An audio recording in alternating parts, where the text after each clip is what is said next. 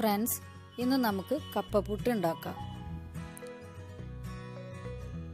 അതിനുവേണ്ടി ഞാനിവിടെ കപ്പ തൊലി കളഞ്ഞ് കഴുകി വൃത്തിയാക്കി ഗ്രേറ്റ് ചെയ്ത് വെച്ചിട്ടുണ്ട്. ഇത് ഗ്രേറ്റ് ചെയ്തെടുക്കുകയോ അല്ലെങ്കിൽ ചോപ്പറിൽ വെച്ചിട്ട് ചോപ്പ് ചെയ്തെടുത്താലും മതി.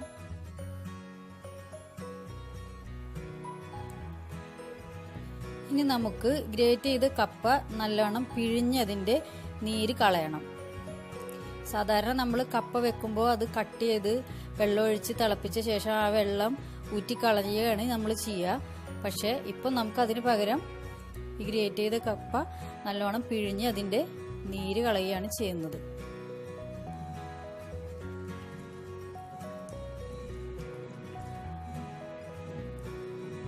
മാക്സിമം അതിൻ്റെ നീര് പിഴിഞ്ഞ് കളയണം.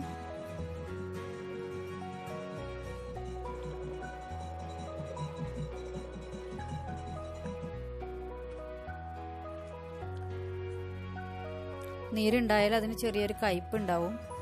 ഈ നീര് നമ്മൾ ഉപയോഗിക്കാൻ പാടില്ല. ഇനി നമുക്ക് അതിലേക്ക് ആവശ്യത്തിന് ഉപ്പും 1 ടേബിൾ സ്പൂൺ അരിപ്പൊടിയും ചേർത്ത് നന്നായി മിക്സ് ചെയ്ത് വെക്കുക.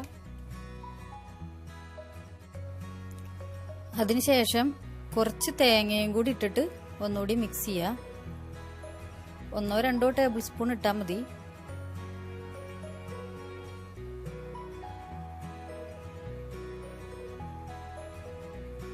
നന്നായി മിക്സ് ചെയ്ത് കൊടുക്കുക.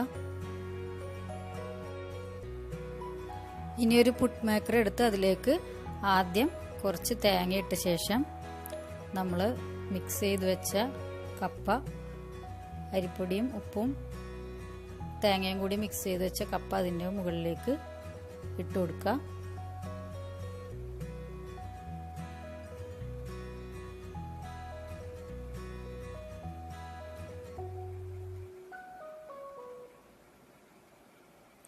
ഇനി അതിൻ്റെ മുകളിലേക്ക് കുറച്ചുകൂടി തേങ്ങ ഇട്ട് കൊടുത്ത ശേഷം നമുക്ക് മൂടി വെച്ച് സ്റ്റീം ചെയ്തെടുക്കാം.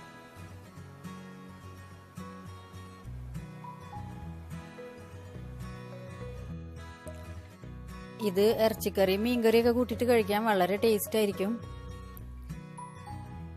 ഇപ്പൊ നമ്മുടെ കപ്പപ്പുട്ട് റെഡി ആയിട്ടുണ്ട്. ഇനി ബീഫ് കപ്പപ്പുട്ടിന് വേണ്ടി 150 ഗ്രാം ബീഫ് ഉപ്പും മഞ്ഞളോട്ട് വേവിച്ച ശേഷം 2 സവാള വഴറ്റി, 2 പച്ചമുളക്, 1 table spoon ginger garlic paste എന്നിവ വഴറ്റുക. ആവശ്യത്തിന് ഉപ്പും വേപ്പിലയും ഇട്ട് കൊടുക്കുക. ഇനി 1/4 ടീസ്പൂൺ മുളക് പൊടി, 1/2 ടീസ്പൂൺ ഗരം മസാല പൊടി, 1/4 ടീസ്പൂൺ കുരുമുളക് പൊടി എന്നിവ ഇട്ടിട്ട് നന്നായി മിക്സ് ചെയ്ത ശേഷം നമ്മൾ വേവിച്ച് വെച്ച ബീഫ് ഒന്ന് മിൻസ് ചെയ്തിട്ട് ഇതിലേക്ക് ഇട്ട് മിക്സ് ചെയ്യാം. ഇനി നമുക്കൊരു പുട്ട് മേക്കർ എടുത്ത് അതിലേക്ക് കുറച്ച് തേങ്ങ താഴെ ഇട്ട ശേഷം നമ്മൾ മിക്സ് ചെയ്ത് വെച്ച കപ്പ അതിൻ്റെ മുകളിലേക്ക് ഇട്ട് കൊടുക്കുക. ഇനി അതിൻ്റെ മുകളിലേക്ക് നമ്മൾ റെഡിയാക്കി വെച്ച ബീഫിൻ്റെ മസാല ഇട്ട് കൊടുക്കുക.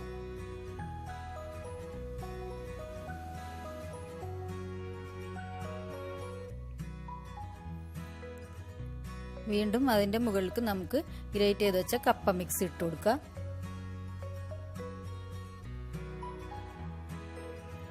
അതിൻ്റെ മുകളിലേക്ക് കുറച്ചുകൂടി തേങ്ങ ചിരകിയത് ഇട്ട ശേഷം മൂടി വെച്ചിട്ട് 10 മിനിറ്റ് സ്റ്റീം ചെയ്തെടുക്കണം. നമ്മൾ ബീഫ് ഇടാതെ വെക്കുന്നതായാലും 10 മിനിറ്റ് തന്നെ സ്റ്റീം ചെയ്യണം.